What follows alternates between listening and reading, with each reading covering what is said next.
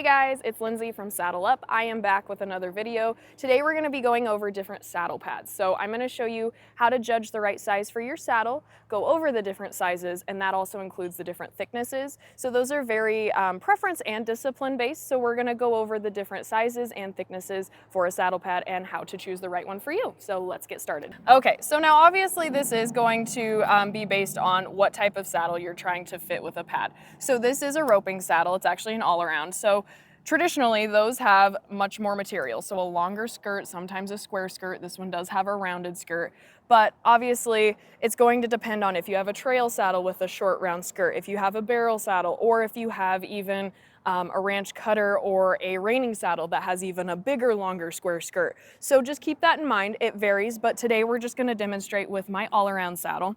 So this saddle pad that I have underneath of it right now is a 30 by 30.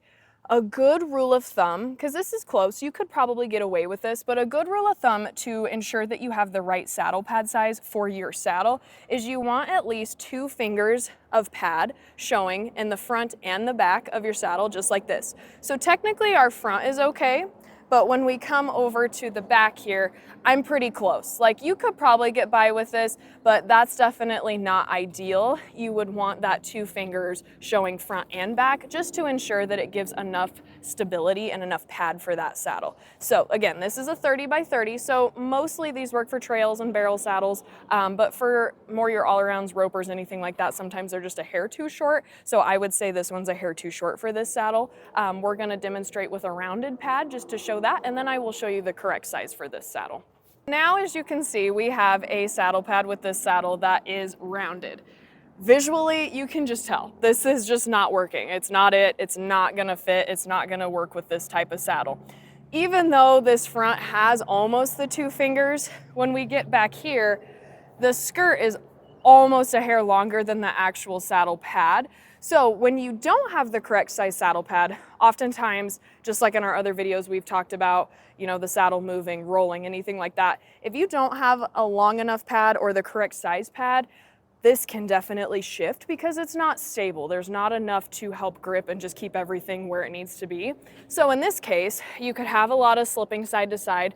We've even had cases where the saddle pad starts to slip out from under the saddle and it comes back this way, just again because there's not enough material, it's not stable, even if your saddle fits fine. So this would be an absolute no, and we would suggest a different size and a different shape pad. Not even necessarily the size, but something with this type of skirt needs a little more material, so a round skirt is not ideal.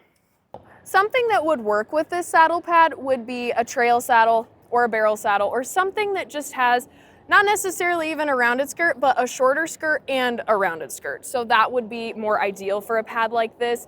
That would give it enough material, it would complement the saddle. Honestly, if this leather piece was cut off of my saddle, then I wouldn't mind it with this rounded skirt if it was just a very short skirt, even with that scalloped shape. But just for the shape of this skirt, it does not work, just being that it is rounded. But you could easily use, we have a lot of people who use it with their trail saddles or barrel saddles or just shorter skirted saddles. This is the saddle pad that I use with this specific saddle. It is a 32 by 32, so a little bit longer, and it is still square. As we can see, I have a little more material, but that's not a bad thing. I have plenty. That would be my 2 fingers. I have the same up at the front. This is an adequate pad for this shape of saddle. Now, one thing I did want to go over, this is something to watch. If your saddle pad is really digging into your horse's hip, I would maybe suggest looking at other options. However, you have to look at it. There's many disciplines where the horses are short backs. They have very short backs, and the pads even hang over their hips.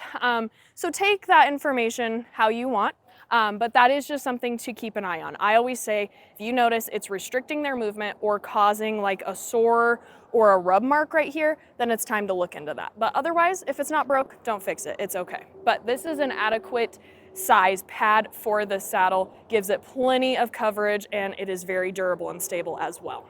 Now we're going to talk about the different thicknesses and what's ideal for what discipline.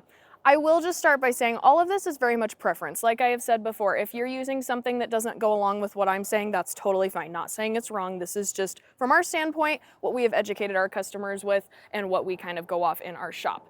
So a good rule of thumb, A 1/2 inch pad is very much ideal for very light riding. So if you're just tootling around at your house, doing some very light trails, just riding in the arena, then 1/2 inch is definitely okay. If you're doing anything above that, then we always recommend a little thicker. The biggest thing with your pad thickness is gonna be impact protection. So whatever you're doing, basically if the intensity goes up, then I would say get a little bit of a thicker pad. So 1/2 inch is good for very leisure riding, very, very basic riding.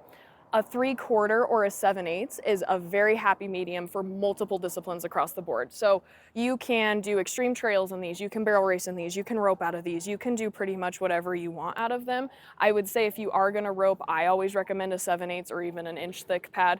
But 3/4, 7/8 across the board, I mean, even with impact gel, 5-star pads, the whole thing, they say 3/4 and 7/8 is a very good happy medium, and that's what we recommend a lot here in the store. That's what I personally use on a lot of my saddles as well. The only time we really recommend, and I'll be honest, this is an inch thick pad. The only time we recommend something this thick is if you are doing roping, if you're breakawaying, team roping, if you're just ranch roping, or if you are a heavy duty rancher and you're just doing, day-long work, very heavy duty riding, then an inch thick pad really comes into handy, again, just for that impact protection. So that is about the only time that we'll recommend an inch thick. We don't typically with trail riding or barrel racing. Again, if you use that, totally fine. But inch thick is just gonna be more of your heavy duty riding. Anything above that, I will be honest, we are not big on recommending 1 1/8 or anything thicker, just because that's a lot between your horse and the saddle. And honestly, the only time your saddle is ever going to be affected fit-wise is if you have a specialty pad, like a shim pad, like a BioFit pad that has buildups. But when you get something that thick, it can definitely affect it. So just keep that in mind. This is a quick recap. 1/2 inch is for very leisure riding. 3/4 and 7/8 is a happy medium across the board for multiple different disciplines, and inch thick comes into play if you're doing roping or heavy duty ranch work.